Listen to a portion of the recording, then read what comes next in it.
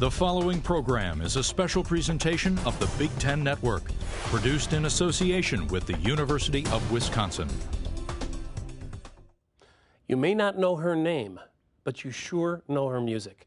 In fact, it's a good bet that you have sung her songs, along with the likes of Earth, Wind and Fire, the Pointer Sisters, and Cyndi Lauper. The woman whose songs we sing. Next. Stay with us.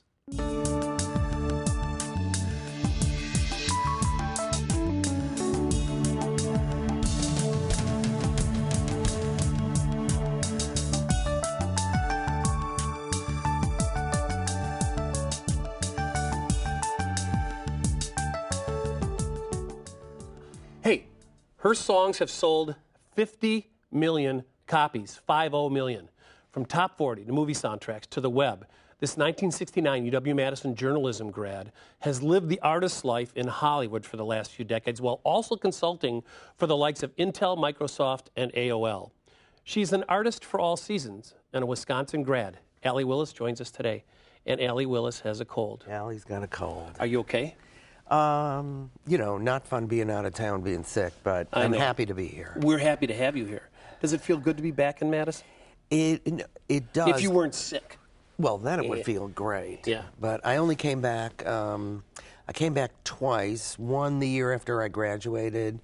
Paul Simon was actually putting a record company together, which never actually came to be, but he sent his brother Eddie and me here because he always heard there were great bands in Madison. Am I looking at them or you? You can look at me, you can look at them, whatever you want to do. And so that was a very triumphant return because I was already in the music You were already business. happening, right. And then I came back, I guess a year and a half ago, because I reunited with my sorority sisters from my year.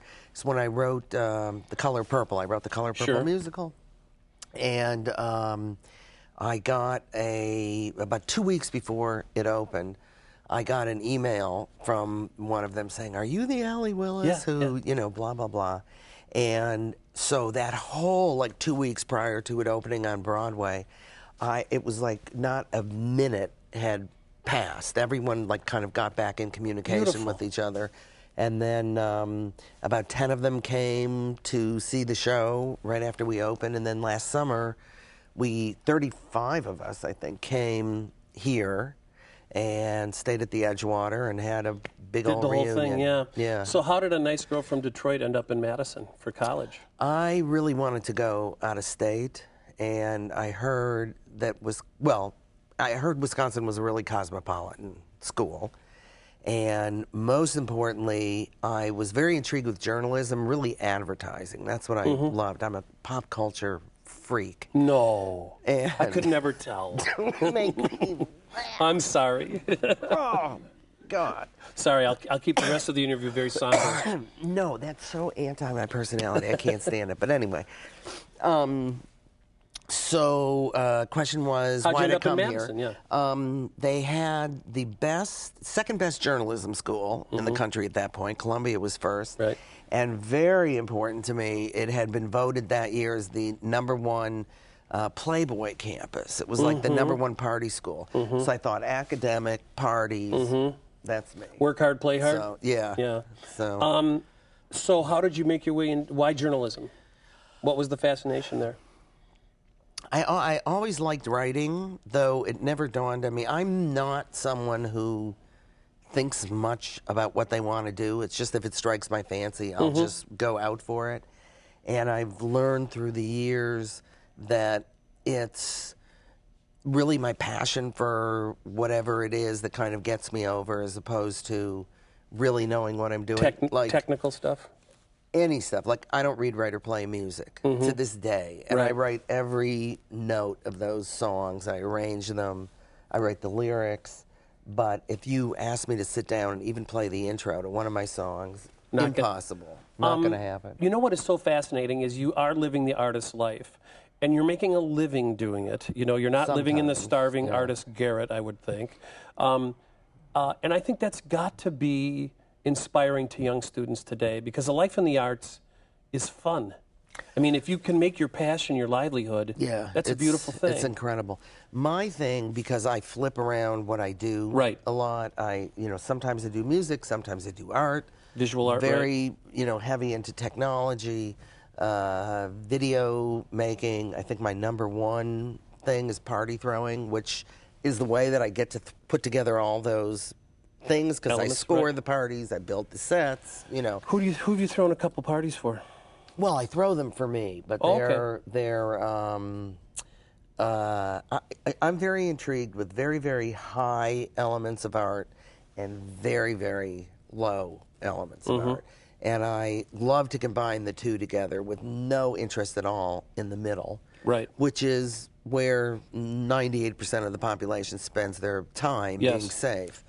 But I love really, really great, when I say art, I mean music, video, technology, everything. Name an artist like yourself who combines low art and high art deftly.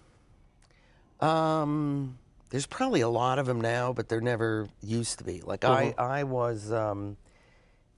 discovered, this is my favorite musical thing I've ever done, a group called the Rubio Triplets, this was in the 1980s, and at that time, there were 3 75-year-old identical triplets, mini skirts that came like up to their neck, go-go boots, played really out-of-tune guitars, played drum solos on the guitar, sang incredibly out of tune, but brilliantly out of tune with each other.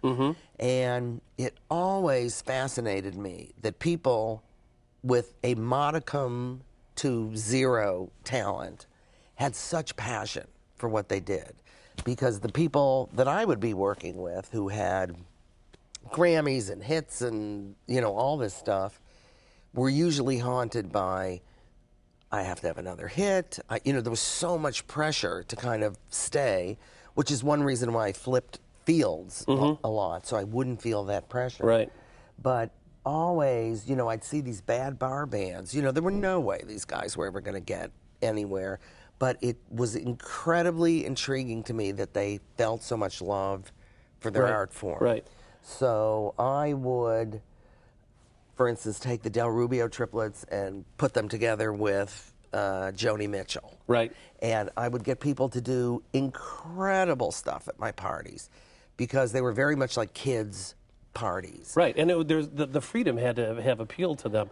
When we come back, you made you gave a glancing shot at fame, and I'd like to, you're in the ground zero for fame, and I'd like to get your observations on what's that's like for people when we return. Stay with us. Allee Willis will be back with us.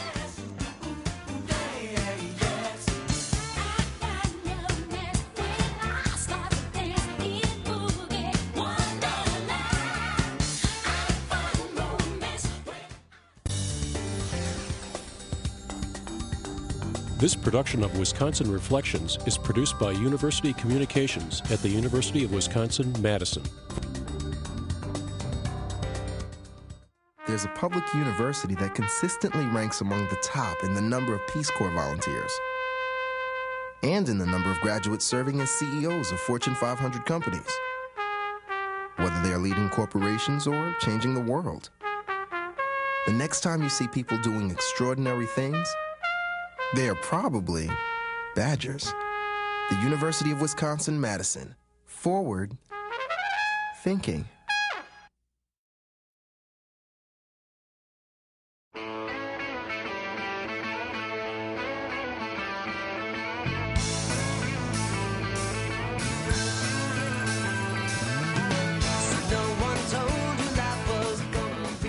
Hey, we're back with Allee Willis. That theme from Friends has been one of her many big hits. So let's start with that song, which is in the great middle, frankly. You hear it every day, no 5 question. times a day. Tortures me. Mike, tortures you. Because I was going to say, do you go, oh, they're playing my song, or do you go, cha-ching? No, I have to say I'm eternally grateful for that song coming my way. I was trying to get out of my publishing deal because this was in that was 1994, but for some years I kind of stumbled onto the internet in 1991 before there was even graphics on the web, and I really felt like here's this networked environment, and music is not going to be about downloads. Music is going to be, if I start a piece, this was my thinking in 91, if I start a piece of a song and there are zillions of people networked into this environment, what happens as this thing grows and kind of sputters out of control? And I love that. I love people like mangling my work, you know, my fascination with Has a lot of it been sampled? Oh my God. I gotta think the Earth, Wind, and Fire stuff is sampled all the time. Constantly. Yeah. But I diverted. Yeah, with that you were Earth, talking Wind, about Fire. friends and writing friends. And So I really wanted to get out of my publishing deal because I was so deep into interactivity at that point.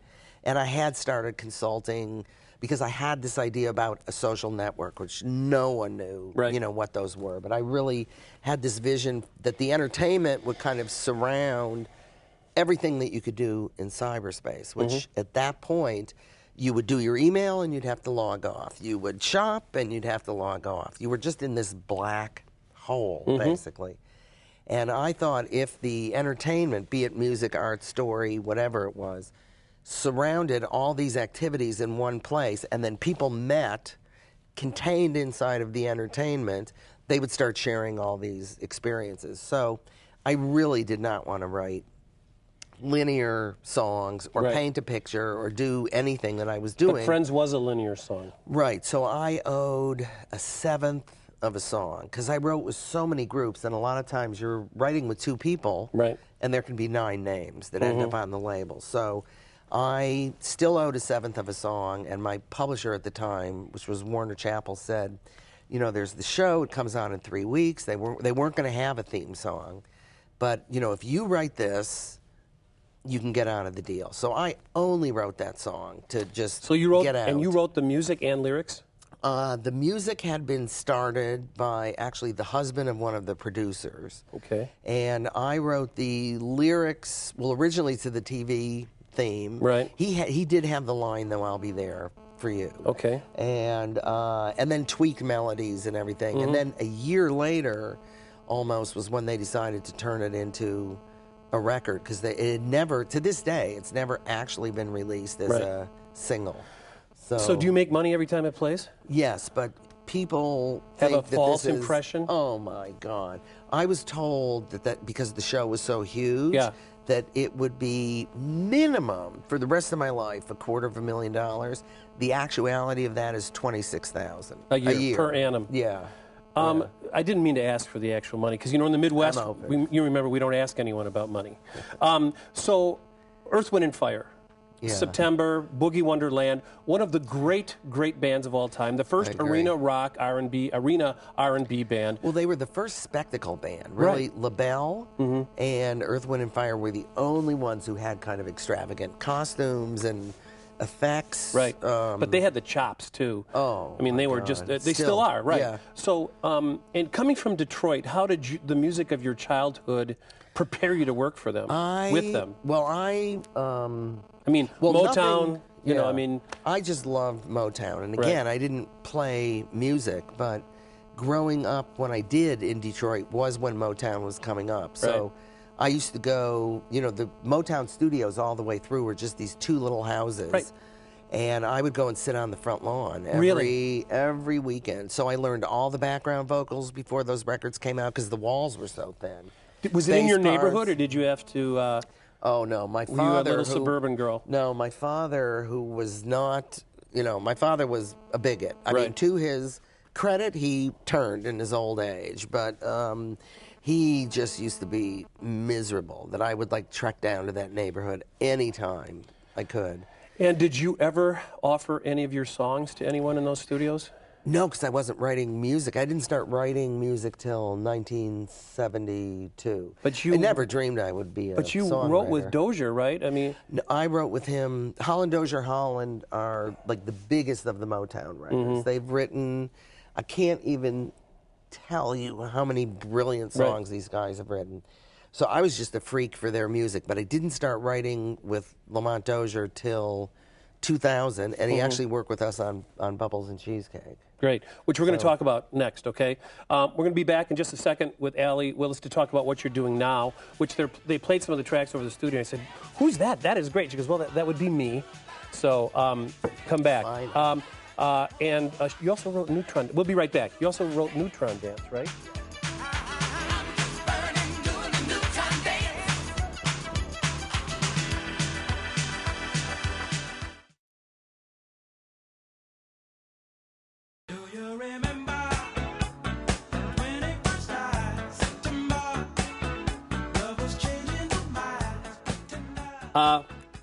Our guest, Allee Willis, wrote that song. Bless you for writing that beautiful song. That was my very first hit. I got it literally out of the blue one day. I had been writing with Verdine White, who's to this day the bass player. Right, tremendous bass player. player. For a group that he had that kind of didn't make any noise. And he kept saying, I'm going to tell my brother about you. And Earth, Wind, and Fire for me was like the godhead. And his brother's Maurice White, who's the leader and put the group together. Right. And just brilliant singer. And one day, out of the blue, the phone rang, and is this Allee Willis? Yes. It's Maurice White, and asked me to write the entire next album. Which included Boogie Wonderland, After Love Is Gone, which you didn't write. That's the only song on that record that I didn't write. Every song on that record is a hit. Well, and it was one of the first albums where the songs strung together. Yeah. September was actually not written. That was the I Am album. Right. September they were going to have their first greatest hits album, and they wanted one new single.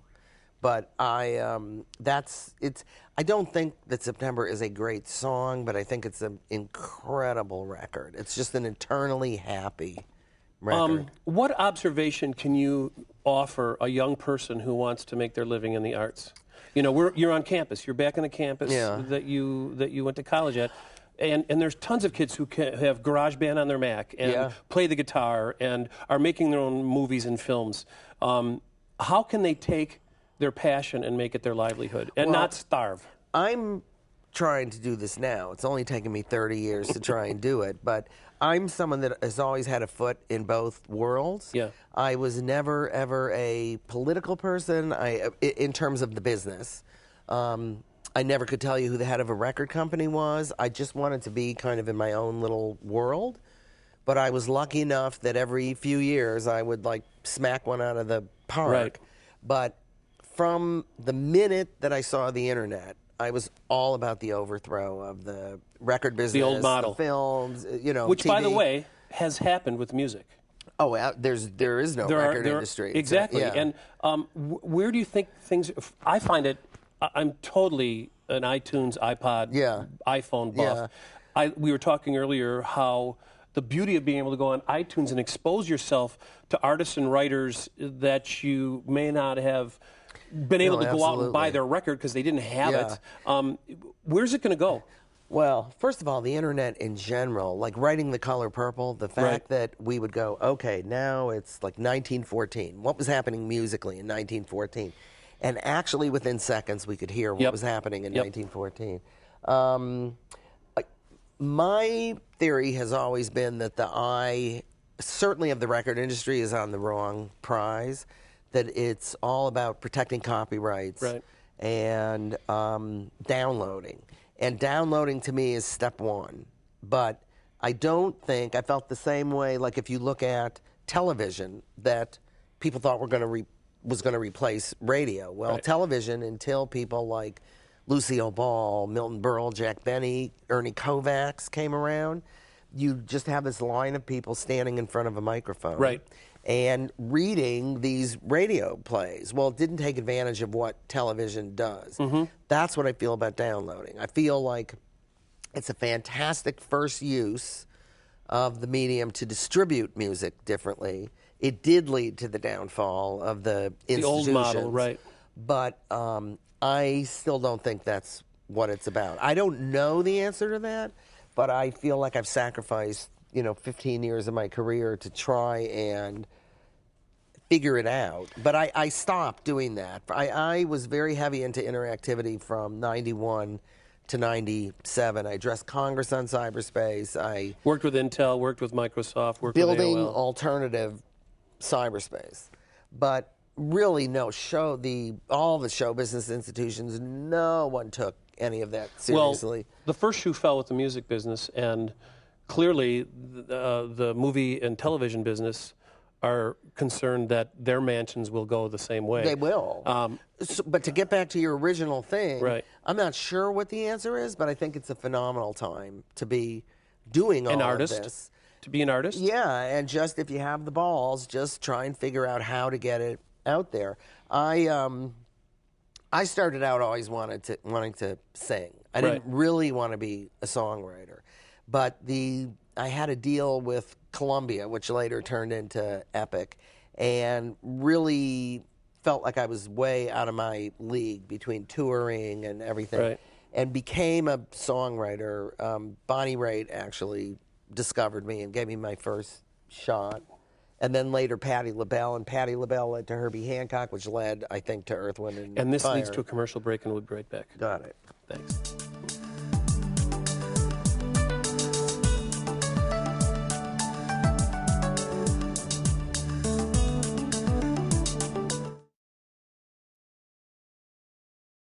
I brought you drinks, I brought you flowers, I read your books and talk for hours. Every day so many drinks, such pretty flowers. So tell me, what have I done to deserve this?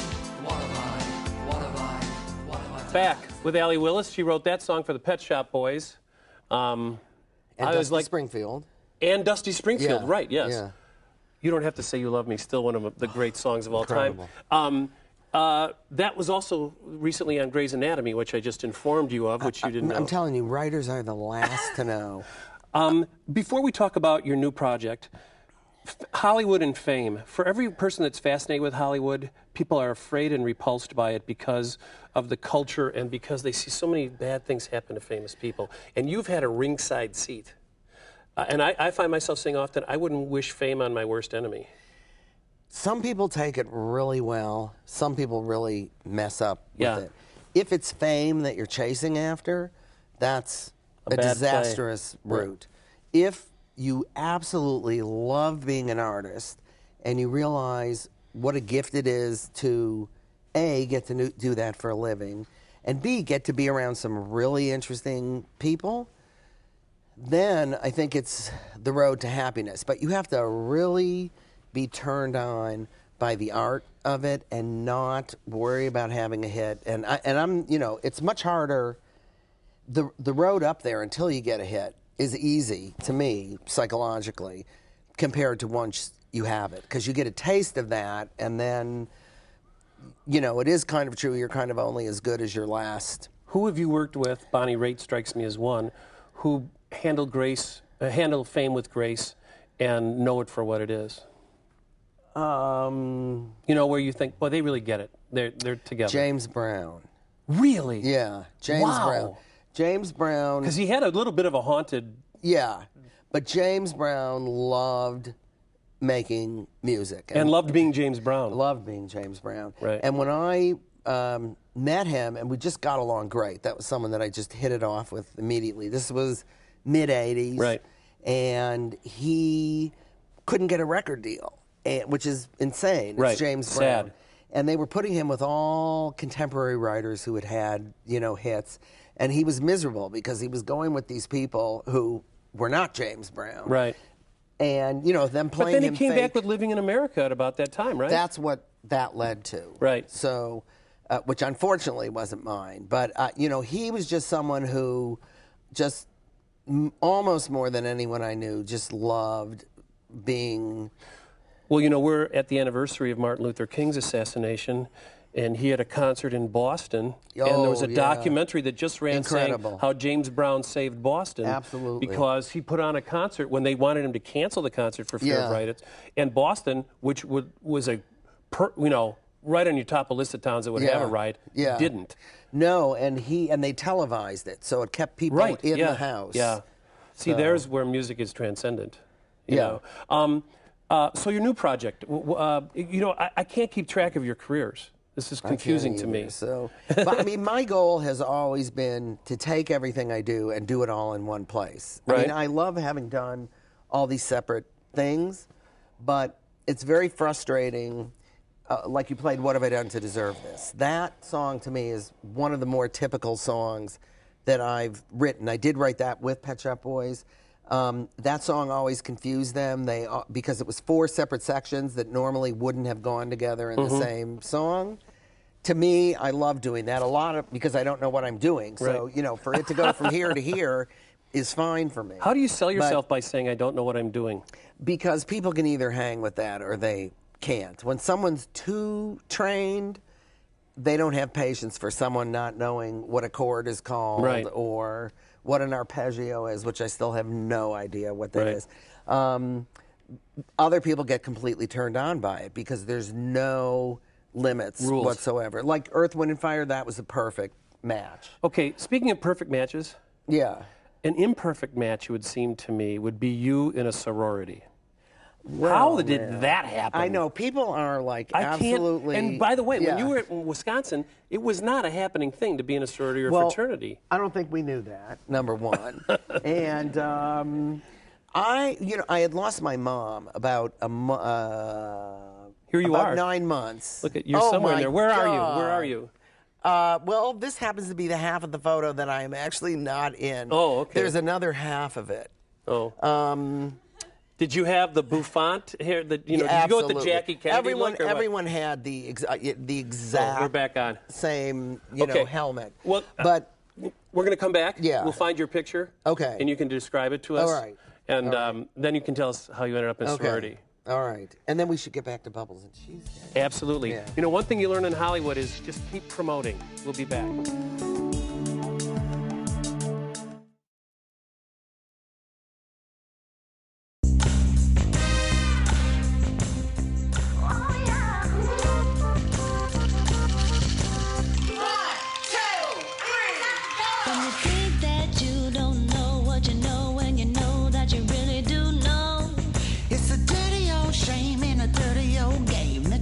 Your power go. That's a woman thing.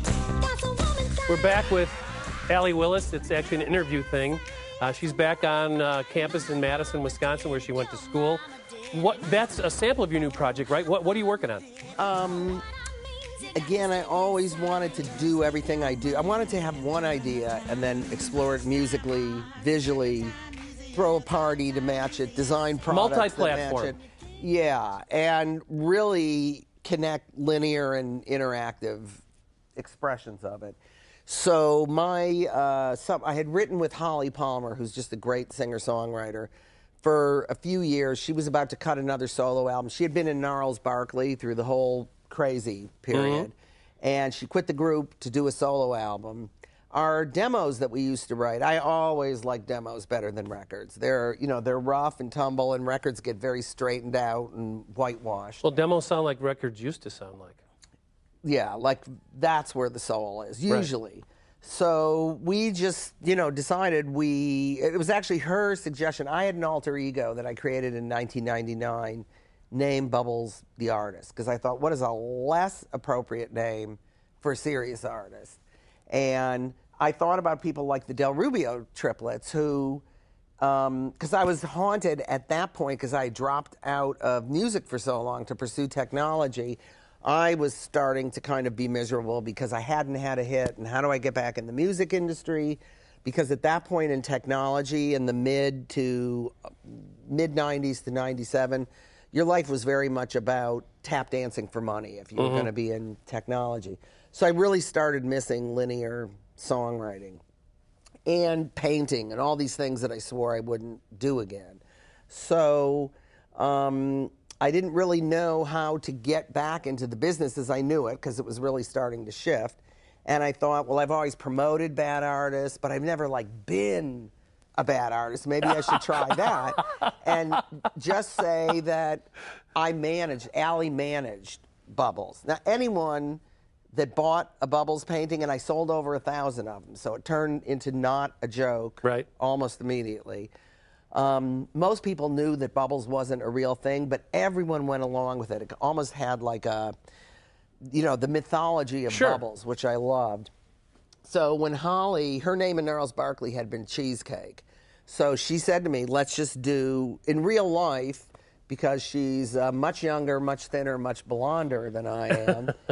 You know, she was kind of my protege in real life, so she said, let's just be Bubbles and And so that's Cheesecake. your act, and it's multidisciplinary. Well, we've already broken up, but very amicably. Yeah. Concept hasn't changed, though. It's Bubbles and, Right. you know, I mean, I could write a song with the coffee So it's a cup, virtual career. Yeah, but that video, because I hand make absolutely everything. Yeah. We just put it out. We put it up on YouTube, and the thing exploded. I Good think for it's at you. like 904,000 now. But the problem was we didn't have any videos to Right. follow up with. So life since that, and it was just named an official honoree for the 2008 Webby Awards. Good for so you. all this stuff is happening, but the way of the web is that you have all this work that gets connected, and we weren't ready with that. So I'm in a very interesting period now, and you just have to put pedal to the metal. I mean, you're talking about how do you make a living. I'm someone that any penny I've ever made has gone into reinventing myself. So Color Purple funded. Went into this. Yeah. Will you answer some questions? Yeah. What's your name? My name's Brendan. Brendan, what's your question? My question is, it's actually, I just want you to talk a little bit about the transition from being a journalism student to being a artist, and what kind of support you got from family and friends during that transition. Well, very little support from family. They, you know, wanted me to be a teacher. They wanted me to have something like very stable. No one in my family had ever been in show business or even, you know, written anything. So, but what I really, how I really feel that the journalism classes that I took here really helped and influenced what I went on to do. You had to learn how to say something very quickly. You know, you had to just deliver the punch almost immediately. And songwriting's very similar, at least pop or soul songwriting. And here's a punch I'm going to deliver. We have to take a break. We'll be right back with more questions for Allie. Thank you.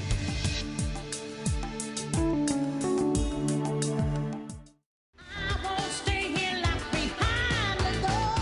Baby, say love. Got to break it up now. When I think about tomorrow, ooh, I can't wait to say. That song was written by our guest, Allee Willis. Her music was all over Beverly Hills Cop. We have a question. We've got about 3-4 minutes. We have to be quick. What's your question? How did the writing of Boogie Wonderland happen? I wrote that with John Lind, who had also written for Earth, Wind, and Fire a couple years before. That's how I met him. And every song that year, it was 1978, had the word boogie in it. And we felt like we needed to write a disco song, but we didn't want to use boogie in the traditional way. And I had just seen Looking for Mr. Goodbar, a Diane Keaton movie. Right. And she's very, like, desperate at the end of a rope and goes to discos all the time and eventually, you know, picks someone up, brings them home, and almost gets killed. So I thought, well, what if we use boogie and actually Boogie Wonderland like it's a state of mind that you enter. And that song, people always say to me, oh, that's really a happy song. But the lyric, which no one ever understands the lyric because it's Earth, Wind, and Fire, so it's all this phonetic stuff. But that first verse is, midnight creeps so slowly into hearts of men who need more than they get. Daylight deals a bad hand to a woman who's laid too many bets. The mirror stares you in the face and says, baby, it don't work. Oh, God, I never remember my own lyrics. Baby, it don't work. You say your prayers, though you don't care. You dance to shake the hurt. And the original name of that song was Johnny's Casino Lounge, because we kept thinking, well, maybe it should be the name of a bar or something. But it turned into Boogie Wonderland. And it turned into a great song. Another question for Allie. Allie, I know you're friends with Pee Wee Herman and one of my heroes sometimes. And I'm wondering if you might do any collaborations with him or how you met or how we actually were introduced by Elvira, you know, Mistress of the Dark, who was one of Paul's This is best Paul Rubens, friends. by the way, the working actor. And I met him right when I first hooked up with James Brown. And I had like a group of friends where every Sunday we would get together, and I'd always show bad movies. But I decided I was going to edit together the video of me working with James Brown, because no one could believe I was working with James Brown. And Cassandra, Elvira, brought Paul, and I just, walked into my kitchen, and he was stirring a pot of chili. And we had very, very similar tastes. I get more credit for art directing that show, and I had nothing to do with that show. But there's a few things that I always get credit for that I really had nothing to do with. Well, that's kind of your aesthetic, though. We do have that picture. Can we see the picture of Allee as a sorority girl in the University of Wisconsin-Madison? Do we have that up? We will put that up shortly. Another question for Allee. Anybody? So you've never done anything formally with Paul Rubens? We actually... There you are. No, we already saw that one. Did we see that? Did we see it coming out? Yeah. I'm sorry. My fault. I'm sorry. I didn't know if it was But there's up. a couple good Paul Rubens ones in there. Let's put up Lily Tomlin. Tell me about your work with Lily Tomlin. Lily is Bubble. Well, Lily actually, Paul Rubens introduced me to, that was my house. That's Sarah Jones. That's Lily. This was last year. Sarah had a show on Broadway, and we went. Lily, Paul introduced me to Lily when she was workshopping, which is what you do before you take a show to Broadway or whatever. She was workshopping Search for Signs of Intelligent Life, which she actually went on to get a Tony for. Sure. It was just a brilliant one-woman show. And when we were introduced, she had always heard about my house. And my house was built as the party house for MGM in 1937. It's not a big house, but it's just a wonderful deco house. So I invited her over, and we kept in contact, but nothing incredible. And then about a year later, she asked me if she could fly me to New York because the show had just opened on Broadway. And we will hear about what happened then when we get back. All right.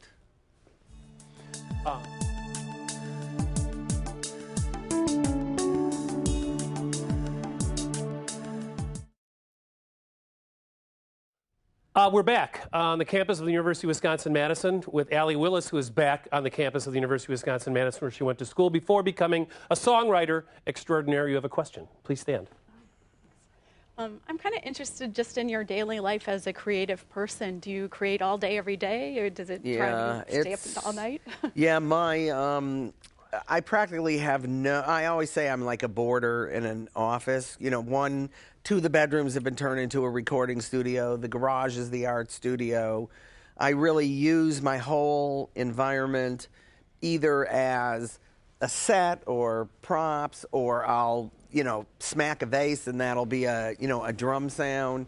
So it's constant, and I have various partners in things. I work on 17 network Macs at the same time. So there are different people at various days, depending on what I'm working on, just all over the house, in the backyard. But I love it because it feels like a little art commune, basically. So, how do you get yourself prepared to do creative work? Do you follow any process to get into a place where you're prolific? The only thing I really do is I know when not to push it. I used to push it all the time. And when you're writing for other people, when I was just a songwriter, before I branched out into art, which was in '83, and then all the other stuff, you pretty much have to follow the lead of who you're writing for, or you're not going to get on the record. Right. So a lot of times those artists would work you into complete exhaustion, way past the point of where I would feel the song kind of went off course. Right.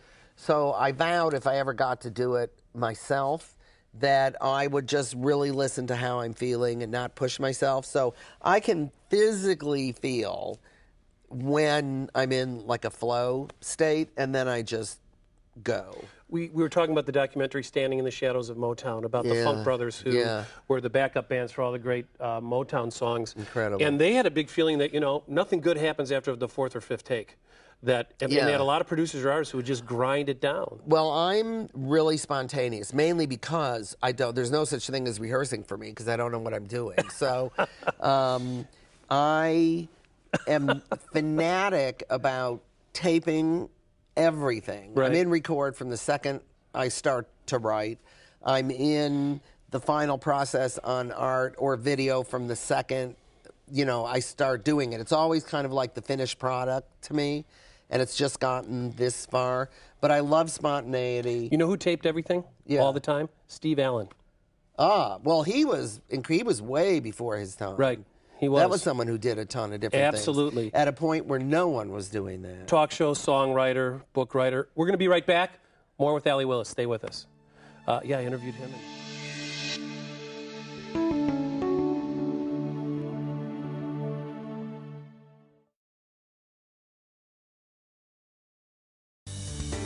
For more information about the show or to be in the audience for future tapings, go to www.wisconsinreflections.wisc.edu. Back with Allee Willis, working with Oprah. 3 words on Oprah. Very, very rich. That's 3 words. That's good. Oprah, we had been working for 5 years already on the musical, and Gayle King came to one of our very, very last workshops. So Oprah really didn't come into it till a month before we opened, but it was the cherry on the sundae. It just made an already incredible experience unbelievable. A songwriter you envy? Lamont Dozier, Ashford and Simpson. A songwriter, an artist you would love to write for and haven't? Ooh. If, in fact, there is an artist you haven't written for. No, there's plenty of contemporary ones. I love Gnarls Barkley. I love Missy Elliott. But, I'm always shocked at who I end up with and then end up liking. A lot of times who you think it's going to be great with, it's not. Right. So. But people who are visual as well as right. sonic. You're in R&B, but where are you with David Byrne and Peter Gabriel and some of the rock acts that go very visual? Well, because they were the artists themselves, right. They were, to me, in a very enviable situation. The show business, institutions don't mind if you're famous. Like if you're a Madonna, right, or Peter Gabriel, and you want to do all these different things, that's not a stretch for them. But if you're in a background situation, if you're a screenwriter, you're a screenwriter. That doesn't even translate into being a TV writer. So they were always in incredibly enviable situations to me. Prince, that's someone I'd kill to work with. Any rockers you like? I actually like all kinds of... Because you seem predisposed to R&B. Well, I am R&B and pop, but I listen to all kinds of stuff. I rarely even know who I'm listening to. Young artists that you really like. Oh, God, that's where I'm bad. And where are you on hip-hop? I really like hip-hop, but I really like it mostly because they pick the very best sections from records, and then you hear like the intro to September. That's all you hear. Now, do you get anything for that? You do, but usually you have to track them down. Right. And, So they ask for forgiveness rather than permission when they sample your work. Yeah, but you've really got them over a barrel at that point. And do you get a buyout or a royalty then? Depends. Yeah. In the early days, a buyout, but now royalties, because a lot of those songs are really based on the records. On the hook. Allee, thanks. My pleasure. For coming back to Madtown and for coming on the show. And I wish you nothing but the best. And get better. Yeah, right, you'll be fine. You. When you get back to LA, you'll be fine. All Thanks, right. everyone. See ya on Wisconsin.